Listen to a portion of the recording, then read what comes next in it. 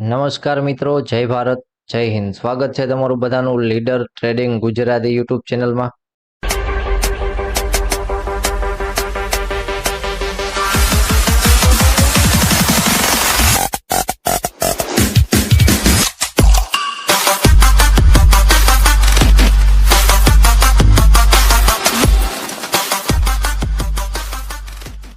તો આજે હતી ક્યાંક 18 એપ્રિલ અને આજના દિવસે ખાસ કરીને નિફ્ટીનો એક્સપાયરી દિવસ હતો અને એક્સપાયરી દિવસમાં જોવા જઈએ તો માર્કેટે સવારમાં થોડી ઘણી પુટની મુવમેન્ટ જોવા મળી. જે પ્રમાણે લેવલ હતા અહીંયા ક્યાંક માર્કેટમાં થોડી ઘણી સારી એવી મુવમેન્ટ આવી અને આપણે લાઈવ પણ હતા તો લાઈવમાં પણ સારી એવી મુવમેન્ટ જોવા મળી. જે પ્રમાણે જોવા જઈએ તો માર્કેટે લેવલ મુજબ જૂના જે લેવલ આપણે સેન્ડ કરેલા હતા પાછળના વિડીયોમાં તો એમાં માર્કેટે એક નાનકડી પુટની મુવમેન્ટ પણ બંનેમાં જોવા મળી, કારણ કે રેઝિસ્ટન્સ ઝોન અહીંયા હતો માર્કેટે. અને પછી આપણે લાઈવ આવ્યા તો લાઈવમાં જોવા જઈએ તો સારી એવી માર્કેટમાં બાઇંગ જોવા મળ્યું હતું. જે નિફ્ટી બેંકમાં પણ સારું હતું અને ખાસ કરીને જોવા જઈએ તો નિફ્ટીમાં સારા એવા લેવલ જોવા મળ્યા હતા. જે પ્રમાણે માર્કેટ અહીંયા હોલ્ડ કરતું હતું અને થોડું ઘણું સમજાવેલું હતું લાઈવમાં કે અત્યારના માર્કેટમાં નીચે સપોર્ટ જેવું બને છે અને ટ્રેન્ડ લાઇન બ્રેક કરે તો ફરીવાર અપસાઇડના ટાર્ગેટ માર્કેટમાં જોવા મળી શકે. અને એમાં પણ માર્કેટ ઉપર ક્લોઝિંગ આપ્યું.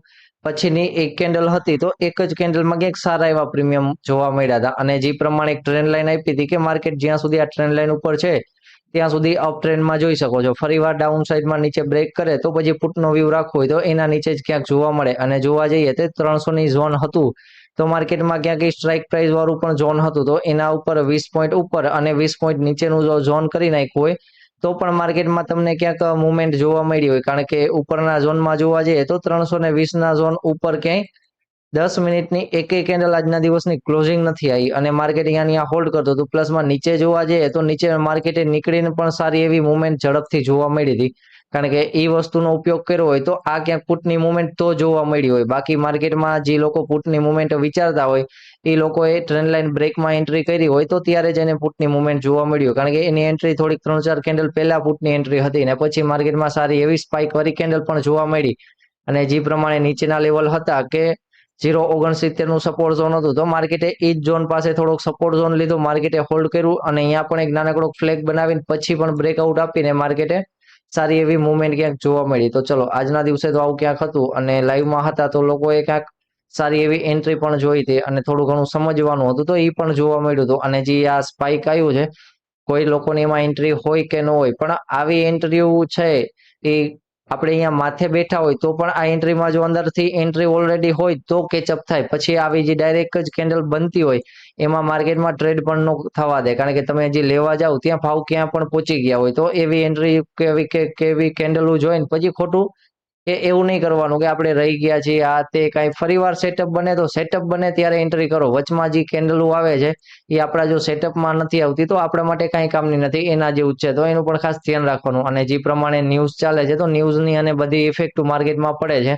કારણ કે એની પણ જે મોટી વોલેટાઇલ માર્કેટ છે તો એનું પણ ખાસ ધ્યાન રાખવાનું થાય. કારણ કે હવે ઇલેક્શનનો ડેટ પણ જેમ જેમ નજીક આવતી જશે એમ થોડીક વોલેટિલિટી પણ વધશે અને સાથે યુદ્ધના પણ ન્યૂઝ છે. આવી બધી વસ્તુમાં પણ માર્કેટમાં જે ચાર્ટમાં દેખાય એ વસ્તુમાં કામ કરતા જાવ એટલે થોડીક વધારે મજા રહેશે. ચલો વાત કરી લઈએ હવે ફરીવાર બેંક નિફ્ટીની, કારણ કે બંનેની વાત કરી લઈએ. નિફ્ટીમાં પણ જોવા જઈએ તો આપણે એક ટ્રેન્ડ લાઇન રાખેલી હતી મોટી ટાઈમ ફ્રેમમાં, કારણ કે 1 દિવસની ટાઈમ ફ્રેમમાં જોઈ લઈએ ને તો વચમાં આપણે એનાલિસિસ કર્યું ત્યારે ટ્રેન્ડ લાઇન રાખેલી હતી. અને આજના દિવસે હું જોતો હતો કે માર્કેટમાં જે લાસ્ટનું થોડું ઘણું બાઇંગ હતું એ ટ્રેન્ડ લાઇન પાસેથી જ ક્યાંક જોવા મળ્યું હતું. કારણ કે આપણે જે એનાલિસિસના વિડીયો મૂકી છે એમાં જે પ્રમાણે જોઈએ તો માર્કેટમાં અહીંયાથી એક ટ્રેન્ડ લાઇન નીકળતી હતી અને માર્કેટ ફરીવાર એક જ ટ્રેન્ડ લાઇન પાસે આવ્યું. માર્કેટ ત્યાંની આ હોલ્ડ કરીને ફરીવાર માર્કેટમાં થોડું ઘણું બાઇંગ જોવા મળ્યું. તો જે મોટી ટાઈમ ફ્રેમની ટ્રેન્ડ લાઇન અહીંયા હતી એ નાની ટાઈમ ફ્રેમમાં ક્યાંક સારી એવી મુવમેન્ટ માટે જોવા મળી. કારણ કે માર્કેટમાં જોવા જઈએ તો માર્કેટ એક આવી ક્યાંક રેન્જમાં ચાલતું હતું અને ફરીવાર રેન્જ પાસે આવ્યું છે. જો હજી બ્રેક કરે છે તો પછી માર્કેટમાં 650નું ઝોન છે અને એના પછી માર્કેટમાં 500નું ઝોન છે. એના નીચે જોવા જઈએ તો પછી 250નું ઝોન પણ છે. તો એનું પણ ખાસ ધ્યાન રાખવાનું, કારણ કે ટ્રેન્ડ લાઇનમાં જ હજી છે માર્કેટ. પણ જો હવે બેક થાય છે તો હવે પાછી પાછળના ઝોનમાં સપોર્ટ ઝોન પણ મોટા હશે એટલે ફરીવાર માર્કેટ એ ઝોનમાં આવશે તો અહીંયા વોલેટાઇલ માર્કેટ પણ એવું હશે અને સપોર્ટ ઝોન સપોર્ટ પણ લેશે. જો બ્રેક થઈ જાય તો પછી એનો રેઝિસ્ટન્સ ઝોન પણ બનાવશે. તો એ બધી વસ્તુનું ધ્યાન રાખવાનું થાય. તો ચલો ફરીવાર માર્કેટનું ક્લોઝિંગ આવ્યું છે 22,045 પાસે, પણ પ્રી ક્લોઝિંગ જોવા જઈએ તો 22,000ના ઝોન ક્યાંક નીચે આવ્યું છે. એટલા માટે ફરીવાર માર્કેટ ક્યાંય ઓપન થાય છે 22,097 પાસે, કારણ કે જોઈએ તો માર્કેટ હવે ગેપ અપ ઓપન થાય છે અને ફરીવાર એના ઉપર નીકળે તો પછી 170 ના ઝોનનો ટાર્ગેટ છે અને પછી જે મોટી કેન્ડલનો હતો એવી રીતના 320 ના ઝોન સુધી જોવા મળી શકે. પણ જો માર્કેટ એના ઝોનમાં હોલ્ડ કરતું હશે તો પાછળનો જે સપોર્ટ હતો માર્કેટ એ ઝોન પાસે બીજી વાર આવે છે તો એ જે બ્રેક કરીને ગયું છે તો અહીંયા રેઝિસ્ટન્સ ઝોન તરીકે કામ આવી શકે છે. પણ ઉપર નીકળે છે તો પછી ધીમે ધીમે ટાર્ગેટ પણ જોવા મળી શકે. જ્યાં લેવલ આવતા હોય અહીંયા સ્ટોપ લોસ ટ્રાયલ કરવાનું રાખી દેજો, કારણ કે માર્કેટ જે ઘૂમે છે એ લેવલ પાસેથી જ ક્યાંક ઘૂમે છે, એટલા માટે એનું પણ ધ્યાન રાખવાનું થાય. અને પણ જો ફરીવાર માર્કેટ ઓપન થાય છે, ક્યાંય ગેપ ડાઉન ઓપન થાય છે અને 800 ના ઝોન પાસે ફરીવાર ઓપન થાય છે તો 800 ના ઝોન પાસેથી થોડું ઘણું બાઇંગ આવી શકે. પણ એ પણ જો બાઇંગ પૂરું થાય છે તો નીચે પછી 740 નું ઝોન પણ છે એ પણ જોવા મળી શકે. પણ એક વસ્તુનું ધ્યાન રાખીને કે જો માર્કેટ સાઇડવેઝ જ ઓપન થાય છે અને પછી માર્કેટ 800 ના ઝોન પાસે જોવા મળે તો અહીંયાથી એક બાઇંગનો નાનકડો એવો પ્લાન કરી શકાય કે અહીંયા સ્કેલ્પિંગ કરી શકાય.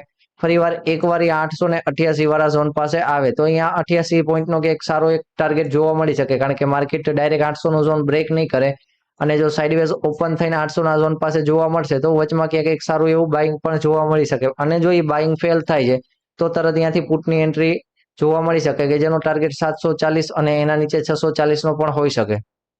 તો ચલો વાત કરી લઈએ ક્યાંક બેંક નિફ્ટીની. બેંક નિફ્ટીમાં જોઈ લઈએ તો બેંક નિફ્ટીમાં પણ જે માર્કેટે સપોર્ટ ઝોન એક બનાવ્યું હતું એ ઝોનને આપણે રેઝિસ્ટન્સ ઝોન રાખ્યો છે, કારણ કે ફરીવાર માર્કેટ અપસાઇડમાં અહીંયા 400 ના ઝોન પાસે જોવા મળી શકે.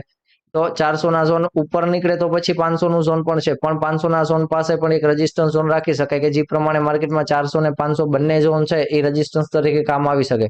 પણ એના ઉપર માર્કેટ પુલબેક આપીને નીકળે તો પછી એના નીચે સ્ટોપ લોસ લગાવવા જેવું એવું પણ થઈ જાય. પણ માર્કેટ જો ઓપન થાય છે કાલના દિવસે ડાયરેક્ટ જ અહીંયા ઓપન થઈ અને 400 ના ઝોન નીચે હોલ્ડ કરતું હોય તો ફરીવાર પાછો ધીમે ધીમે 200 ના ઝોનનો પણ ટાર્ગેટ સારો એવો જોવા મળી શકે. અને એના નીચે જોવા જઈએ તો 47,000 ના ઝોનનો પણ ટાર્ગેટ જોવા મળી શકે.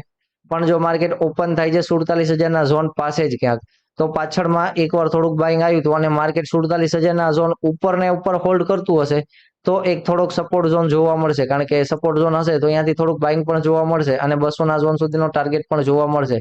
અને જો માર્કેટ એવું નથી થતું અને વધારે ડાઉન ઓપન થઈ જાય છે અને ડાઉનમાં જો માર્કેટ સાઇડવેઝ ઓપન થઈને પછી માર્કેટ ડાઉન આવતું હોય તો ત્યારે 600 ના ઝોન પાસે એટલે કે 569 ના ઝોન પાસે આવે ત્યારે આપણે ધ્યાન રાખવાનું થાય કે હા હવે અહીંયા ક્યાંક બાઇંગ આવવું જોઈએ તો અહીંયાથી પછી સ્કેલ્પિંગનો પ્લાન કરી શકાય. એમાં જો એસએલ આવે છે તો પછી પુટની એન્ટ્રી માટે પછી તૈયાર થવું થાય, કારણ કે હાલ અત્યારે એવું છે કે જે સાઈડ માર્કેટમાં ચાર્ટમાં જે વસ્તુ દેખાય છે ને એને કામ કરતા જાવ. એટલે તો મેં લાઈવમાં પણ એ વાત કરી હતી કે લાગે છે જે પ્રમાણે માર્કેટ ચાલે છે પણ ચાર્ટમાં વળી જો ચેન્જ થઈ જતું હોય, ચાર્ટમાં કોઈ એવી મુવમેન્ટ દેખાતી હોય તો પછી આપણે ચાર્ટ મુજબ પણ કામ કરવું પડે.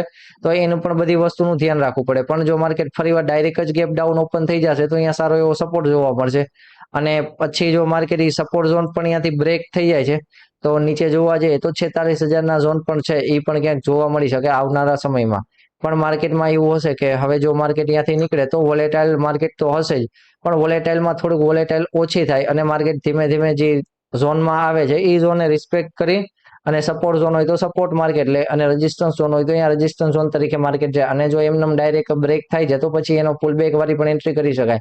અને ખાસ કરીને કે માર્કેટમાં એનું વસ્તુનું ધ્યાન રાખો કે કોઈ પણ જગ્યાએ એસએલ આવતા હોય તો એસએલ પ્રેમથી લઈ લેતા જાઓ. બાકી માર્કેટ તમને ટાઈમ પણ નહીં આપે જો એસએલ નહીં રાખ્યા હોય તો કામ કરવાની, કારણ કે અહીંયા પણ જો કોઈ બાઇંગ કરેલું હોય બેંક નિફ્ટીમાં તો પછી એનો એસએલ બનતો હોય કે ભાઈ હા એ ઝોન નીચે ક્યાં એસએલ છે અથવા કે માર્કેટમાં આ ઝોન પાસે એસએલ હોય તો પણ ઝોનમાં એસએલ લેતા જાઓ, એસએલ રાખતા જાઓ. એસએલ આવી જશે તો આપણી પોઝિશન એથી એક્ઝિટ થઈ જશે. પણ જો વચમાં આવી 300-400 પોઈન્ટની કેન્ડલો આવી ગઈ તો પછી બીજી વાર ક્યારેય એસએલ રાખવાનું કે એ પછી વિચાર એવો જ થઈ જશે કે બીજી વાર ધ્યાન રાખશો કે એસએલ રાખવો જોઈએ કે ન રાખવો જોઈએ, કારણ કે આવી મુવમેન્ટ વોલેટાઇલ માર્કેટ હોય છે તો એસએલ એક જ એવી વસ્તુ છે કે જે આપણું કેપિટલ સાચવીને રાખે. કારણ કે પણ જો એન્ટ્રી સાચી હશે કે એન્ટ્રી જો આપણા હિતમાં જતી હશે તો ક્યાંય એસએલ પણ આવવાના નામ નહીં હોય, કારણ કે અહીંયા ક્યાંય ઝોનમાં જો કોઈ ઝોન બનાવીને પુટ લીધો હોય એનો એસએલ પણ અહીંયા રાખ્યો હોય તો એન્ટ્રી એવી હશે તો એસએલ નહીં આવે. પણ એસએલ આવી જતા હોય તો પછી એસએલ ને લેતા જાઓ એટલે પછી કેપિટલ બચાવવાનું છે આવા માર્કેટમાં, કારણ કે વોલેટાઇલ માર્કેટ વધારે છે ને જે પ્રમાણે માર્કેટમાં ન્યૂઝ ની બધી વસ્તુ ચાલે છે તો આપણે પછી આપણા લેવલમાં રહીને કામ કરવાનું થાય. પછી થાય એવું કે ન્યૂઝ ને ચૂંટણીનું બધું કાર્યક્રમ પતી જાય ને પછી માર્કેટ વ્યવસ્થિત ચાલતું હોય વન ડાયરેક્શનમાં કે પછી બધી વસ્તુ ખ્યાલ આવતી હોય તો પણ ત્યારે કેપિટલ ન હોય તો પછી એ મુવમેન્ટ છે એ નકામી છે. પણ જ્યાં સુધી કેપિટલ છે ત્યાં સુધી કેપિટલને સાચવી રાખવાનો ટ્રાય કરો અને જે વસ્તુ માર્કેટમાં દેખાય છે તો બધી એન્ટ્રી થોડીક ઓછી કરો, કારણ કે એવું નહીં હોય કે ભાઈ માર્કેટમાં એક કેન્ડલ આવી ગઈ તો બીજી અહીંયાથી ચાલુ રહે, પણ જે વસ્તુ માર્કેટમાં થોડીક ચાર્ટમાં દેખાય છે એ વસ્તુને ફોલો કરતા જાઓ. તો ચલો, જય ભારત, જય હિન્દ મિત્રો, મળીએ કાલના દિવસે ફરીવાર લાઈવ વિડીયોમાં.